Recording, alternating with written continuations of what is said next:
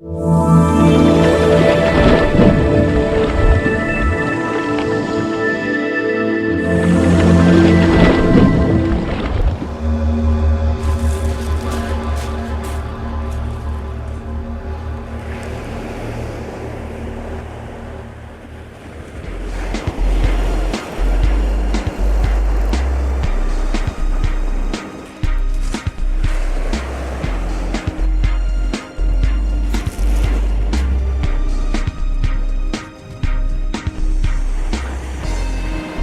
elle est belle, elle est belle, elle est belle.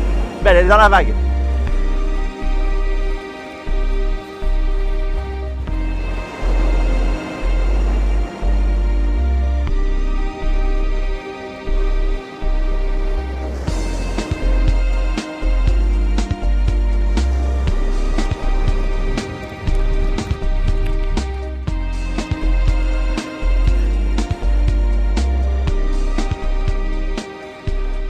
Ah ben, je suis content.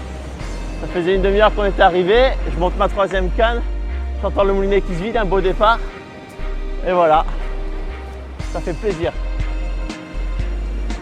Ah, les conditions, elles sont bonnes. Il y a un petit vent d'ouest, sud-ouest, qui agite bien le fond, qui remue. Et elle n'a pas su résister à un bon bout de verre de chalut. L'hameçon piquait juste sur le bord des lèvres. Je suis monté en 22 centièmes. 22 centièmes fluorocarbone. J'ai un baling d'à peu près 2 mètres, 2 mètres 50.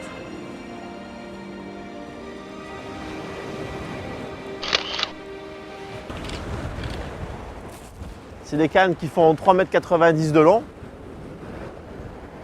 qui peuvent envoyer des plombs avoisinant les 150 grammes. C'est des cannes très puissantes pour atteindre des distances de pêche relativement importantes. Pour les cannes de surf, j'utilise des moulinets de surf casting. C'est des moulinets à grosse bobine. Alors pourquoi grosse bobine? C'est pour toujours le même principe, chercher éventuellement des longues distances de pêche. C'est des bobines à forme conique. Donc lors du lancer, le fil aura un très faible frottement au niveau de la lèvre supérieure du moulinet, ce qui permettra de gagner encore de la distance. Pour garnir ce moulinet, je mets du nylon de 25 centièmes. Seulement le 25 centièmes au niveau du lancer, ça casserait quasiment à tous les coups. Alors j'utilise un arraché. Et je fais directement mon montage sur l'arraché. Ce qui me permet de gagner en discrétion, d'éviter de nombreux émerillons pour accorder un montage. Voilà, donc ma canne est montée. Avec le montage directement sur mon arraché, il ne me reste plus qu'à mettre le plomb. J'utilise des plombs de 125 grammes pour gagner en distance. C'est des plombs où le poids est situé en avant. Et ça permet, lors du lancer, vu que le poids est vraiment situé en avant, que le plomb ne parte pas en toupie et parte bien droit. Sur mon arraché, j'ai directement mon montage de près. Alors c'est juste 2 stop flottes qui insèrent 2 petites perles, un émerillon, sur lequel je vais mettre une sorte de potence en fil de gros diamètre, ici du 50 centièmes, ce qui va me permettre lors du lancer que ce fil tourne et ne vienne pas s'en mêler. Et au bout de cette potence, j'ai un petit émerillon sur lequel je vais venir accorder mon bas de ligne de largement 2,50 m. Et il ne me reste plus qu'à rajouter numéro 4. Le fluorocarbone, c'est un fil qui a tendance à glisser, donc il ne faut pas avoir peur de bien mouiller son nœud quand on serre pour ne pas provoquer d'échauffement. Bien serré. Et quand on coupe, toujours laisser un petit centimètre, on ne sait jamais, ça peut glisser. Voilà, il ne nous reste plus qu'à installer l'appât. Le verre de chalut, c'est un appât qu'on va dire friandise pour la dorade. Donc c'est un long verre, fortement iodé. Il suffit d'en couper un morceau d'à peu près 7-8 cm. Je me sers d'une aiguille pour mettre le verre en place. Il suffit de mettre la pointe de l'hameçon dans l'aiguille et de faire glisser. Très important de laisser la pointe de l'hameçon bien dégagée. Et voilà, notre appât est prêt à être envoyé. Alors pour pouvoir envoyer à de longues distances, je ferai un lancer qu'on appelle lancer sud-africain. Alors c'est un lancer où on va avoir une grande amplitude dans le geste, ce qui va permettre de bien charger sa canne. Je me mets bien en place, il faut être à l'aise, bien en équilibre. Bien faire un blocage à 45 degrés et la papare.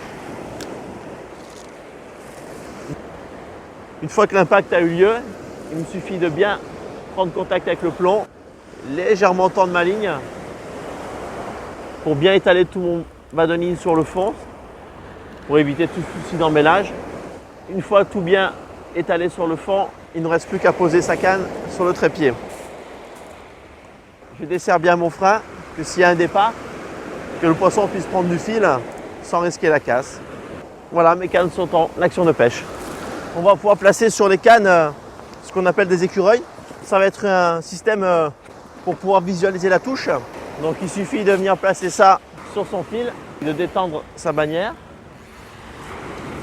Le contrepoids permet de maintenir sa ligne tendue. Et tout simplement, si un poisson tire de l'autre côté, ça fera monter notre écureuil. Et ça nous permettra de visualiser la touche dans le cas de figure où on n'entend pas le moulinet. Il va de soi que, comme tout à l'heure, quand il n'y avait pas de vent, on ne pouvait pas utiliser ce système car le vent aurait vite fait de relever les écureuils.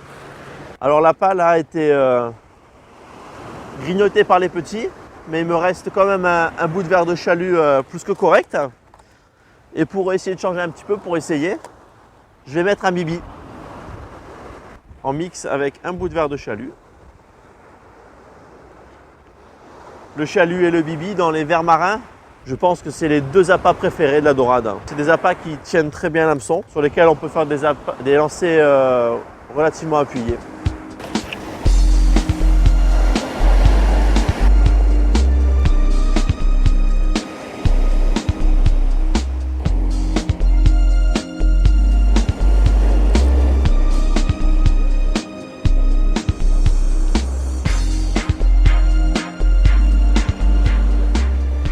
La pêche à dorade, c'est une pêche que j'affectionne particulièrement, surtout en surfcasting. C'est vraiment un poisson magique par le combat qu'elle peut nous offrir. Avec une dorade, le combat n'est jamais gagné. Elle peut à tout moment écraser l'hameçon à l'aide de ses puissantes dents ou par un violent coup de tête ou un rush, en cas de moulinet mal réglé, effectuer une casse. Mais ça reste vraiment un poisson magique et fort agréable à pêcher.